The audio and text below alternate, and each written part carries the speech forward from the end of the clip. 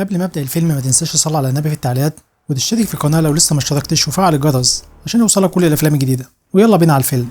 فيلمنا بيبدا مع الضابط ميسون وزميله جويل واللي كانوا بيطاردوا اتنين من اخطر المجرمين وهما دومينيك واخوه جريفن، وبيتعقبوهم لحد ما بيوصلوا لمصنع وبيقرروا يدخلوا ويدوروا عليهم على ما الدعم يوصل لهم. واول ما يدخلوا الضابط جويل بينصاب برصاصه وبيقع وبيحاول يستخبى من المجرم جريفن واللي كان بيدور عليه عشان يخلص عليه. وبعد ما شاف الضابط وكان هيخلص عليه، جويل بيلحق نفسه وبيضربه رصاصه في رجله ورصاصه كمان في ايده. وبعد ما بيطمن عليه الضابط ميسون بيروح عشان يدور على دومينيك اخو جريفن واللي كان في انتظار ميسون وبيحاول يقتله، لكن ميسون بيتفادى الرصاص وبعدها بيقدر يصيب دومينيك في رجله. وبعد ما طلع عشان يقبض عليه، دومينيك بيهجم عليه وبيضربه وبيوقعه، وميسون بيحاول يضربه في رجله، لكن دومينيك بيبقى قوي جدا ومش بيتأثر وبيقدر ان هو يضرب ميسون وكان هيخلص عليه. لكن الشرطة بتكون وصلت للمكان وبيقدروا يقبضوا على دومينيك في النهاية. وميسون وجويل بيطمنوا على بعض وهم فرحانين بنجاح المهمة بتاعتهم، لكن دومينيك لما بيشوفهم بيتوعدهم وبيقول لميسون ان ده مش اخر مرة هيشوفه وانه هينتقم منه قريب جدا. وميسون مش بيرد عليه وبيمشي. وبعد ما بيروح ميسون البيت بيفرح جدا لما مراته تبلغه ان هي بقت حامل، وبيبقوا فرحانين جدا لانهم منتظرين الخبر ده من زمان. وبعد ما بيروح الشغل تاني يوم بيعرف من رئيسه ان دومينيك وجريفن مش هيدخلوا السجن لان القضيه بتاعتهم مش كامله، والشهود اللي كانوا هيشهدوا في القضيه ما راحوش المحكمه. فبيتضايق ميسون جدا وبيقلق على مراته وبيروح يتصل عليها، لكنه بينصدم لما بيلاقي اللي بيرد عليه هو دومينيك واللي بيقول له انا مش قلت لك ان احنا هنتقابل تاني. وبيخرج ميسون بسرعه وبيجري عشان يلحق مراته، وفي الطريق بيتصل بجويل زميله وبيعرفه اللي حصل. ومرات ميسون بتكون في البيت وبتخرج وبتتفاجأ بدومينيك قدامها، ولما بتحاول تجري وتهرب من البيت دومينيك بيلحقها قبل ما تخرج وبيفضل يضرب فيها لحد ما ماتت. وبيوصل جويل وبينصدم لما يشوف المنظر، وبعدها بيوصل ميسون وهو مش مصدق اللي شايفه وبيبقى عايز يقتل دومينيك، لكن جويل بيحاول يهديه وبيعرفه ان هو لو قتله هيدخل السجن، لحد ما بتوصل الشرطة وبيضطر يسيبه لانه عارف ان كلام زميله صح. وبعد دفن مراته بيروح له صاحبه جويل وبيحاول يهون عليه وبيقول له ان اللي عمله هو الصح وانه كان هيدخل السجن لو قتله، وقال له ان الافضل انه ينتقل لبيت تاني عشان ما يزعلش اكتر. وميسون بيبقى ساكت ومش بينطق بولا كلمه. وتاني يوم بنشوف ميسون وهو خارج من البيت ورايح على بيت جريفن اخو دومينيك، وبيتصل على الطريق بزميله جويل وبيقول له يجي على العنوان اللي بعته له هو وقوات الشرطه بسرعه. وبيقتحم البيت بعدها وبيقتل كل اللي فيه، وبعدها بيقتل جريفن وبيخلص عليه. وبيجي بعدها جويل وبيشوف المنظر وهو مصدوم، وبيتفاجأ بميسون وهو نازل على الأرض وبيسلم نفسه عشان يقبضوا عليه. وفعلا بيمسكوه وبيدخل نفس السجن اللي موجود فيه دومينيك عشان ينتقم منه. وأول ما يدخل بياخدوا الحارس عشان يقابل رئيس السجن واللي اسمه مايكل، واللي أول ما يشوفه بيرحب بيه جدا وبيقول له بما إنه كان ظابط فأكيد هيقابل مشاكل كتير في السجن، وبيقول له لو احتاج أي حاجة يطلبها منه فورا. وبيعرفه إن هو هيشتغل في المغسلة بتاعة السجن عشان يقدر يبعد عن المشاكل وباقي المساجين. وبنشوفه بعدها وهو بياكل مع باقي المساجين، وساعتها بيوصل دومينيك وبيقعد قدامه وبياكل الاكل بتاعه وبيحاول يستفزه، وبيقول له ان هو لو جاي عشان ينتقم منه لقتل مراته يبقى بيحلم، لان السجن يعتبر مكانه وهو اللي مسيطر عليه. وميسون مش بيقول له ولا كلمه والشر طالع من عينيه.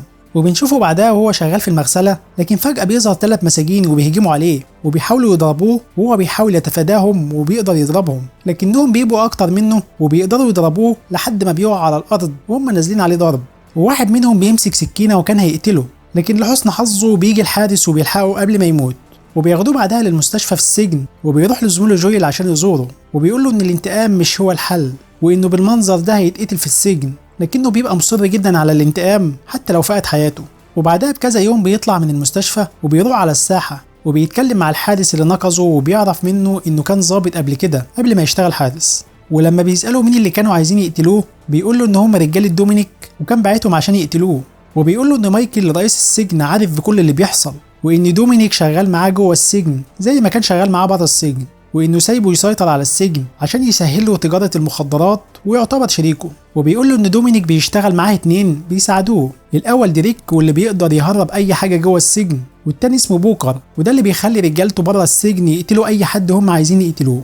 وبيسألوا ميسون ازاي يقدر يحمي نفسه جوه السجن، فبيقول له ان هو لازم يسيطر على السجن وانه لازم يفرض نفسه ويقتل كل اللي يعترض له عشان الكل يخاف منه ويبقى معاه وتحت امره، وساعتها هم اللي هيعملوا اللي يقول لهم عليه. وبعدها بيجي رئيس السجن عشان يطمن عليه وبيقول له ان هو مش هيعدي اللي حصل على خير، فبيشكره ميسون وبيروح بعدها للزنزانه بتاعته. وهناك بيحاول يفكر هيعمل ايه مع دومينيك ورجالته. وبعدها بيجي صاحبه عشان يزوره، وميسون بيقول له على اللي الحارس قاله له عن مايكل، وبيطلب منه يعرف مين اللي بيشتغل معاهم بره السجن ويجمع له معلومات اكتر عن مايكل.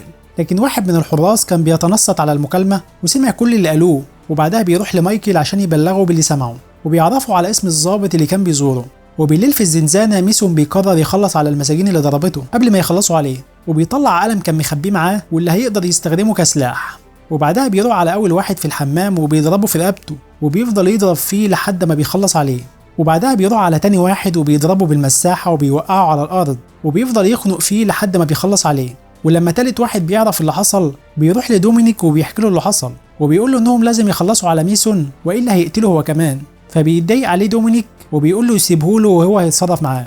وبالليل بيكون ميسون في الزنزانة، فجأة بيدخل عليه مسجون وبيهجم عليه عشان يقتله، وبيبقى قوي جدا لكن ميسون بيقدر ان هو يضربه في الاخر. لكن ساعتها الحارس بيدخل قبل ما يموته وبياخده بعدها لمايكل، ومايكل بيقول له ان هو لا يمكن يسمح باللي بيحصل في السجن، وبيقول له ان اللي عمله مش هيعدي على خير، وبيقول له لكن لو اتفقوا مع بعض واشتغل لصالحه هيسيبه يعمل كل اللي هو عايزه وهيخليه ينتقم من دومينيك.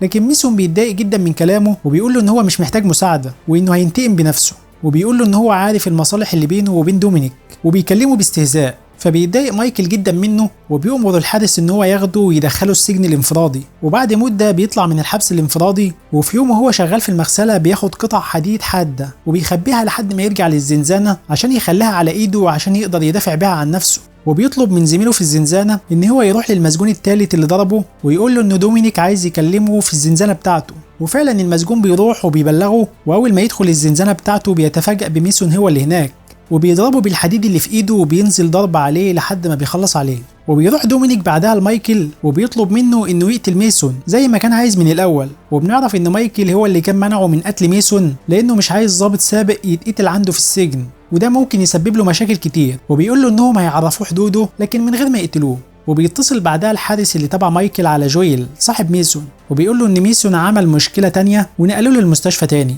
وعلى طول جويل بيروح المستشفى عشان يطمن على ميسون، واول ما يدخل بيلاقي ميسون متكتف، وبعدها المساجين بتهجم عليه وبيضربوه كلهم، وبيخلوا ميسون بعدها يشوفه وهو بيتضرب قدامه. ورغم انه متكتف بيحاول يلحق صاحبه وينقذه، لكن دومينيك بيخنقه لحد ما بيفقد وعيه وبيقع على الارض، والمساجين بتكمل ضرب في جويل لحد ما بيموتوه. وبعد ما بيفوق ميسون بيعرف اللي حصل وبيقرر ان هو يروح لمايكل عشان يتفق معاه، وبيقول له ان هو موافق على الاتفاق بتاعه لكن بشرط انه يسلمه بوكر المساعد بتاع دومينيك.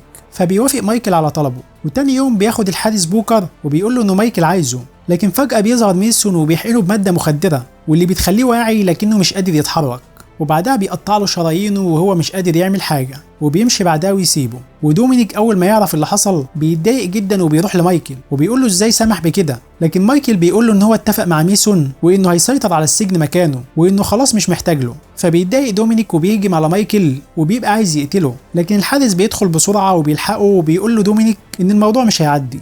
وساعتها بيكون ميسون في صاله الاكل وبيشوف دومينيك وهو جاي عليه بالسلاح، فبيضطر ان هو يضرب الحراس عشان يمسكوه قبل ما دومينيك يوصل له ويموته. وبيحبسوه بعدها في الحبس الانفرادي، وبيروح لمايكل وبيقول له انه ما ينفعش يضرب الحراس، وبيقول له ان هو هيعديها المره دي عشان الاتفاق اللي بينهم. لكن ميسون بيقول له انه خلاص ما بقاش بينهم اتفاق، وبيقول له ان هو عارف ان هو اللي ساعد دومينيك في القضيه الاولى، وان هو اللي منع الشهود انهم يوصلوا للمحكمه، وان هو كان السبب ان دومينيك يوصل لمراته ويقتلها. فبيتضايق مايكل جدا وبيقول له ان هو هيخلص عليه بعد ما ينقله سجن تاني كمان 3 ايام، وهناك هيقتله بعيد عن السجن بتاعه. وبعد ما يطلع من الحبس الانفرادي بيعرف انه لازم يخلص عليهم قبل ما يخلصوا عليه، وبيروح على ديريك المساعد بتاع دومينيك وبيقرر انه يخلص عليه، وبينزل فيه ضرب لكنه بيبقى قوي جدا لحد ما ميسون بيقدر انه يخنقه وبيرميه من فوق السطح. فبيقع على الحارس اللي تحت وبياخد المساجين سلاحه وبيخلصوا عليه، والمساجين كلهم بيعملوا شغب وبيضربوا باقي الحراس، ودومينيك بياخد السلاح وبيضرب الحراس وبيحاول يقتل ميسون،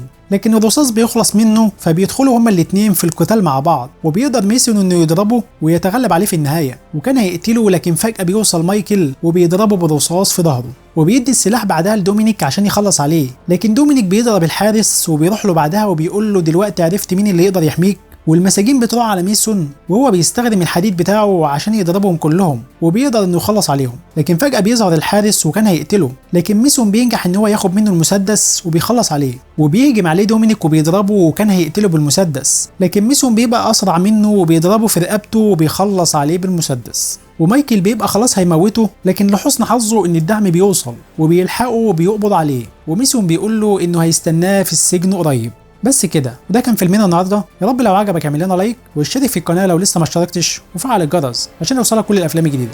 وسلام.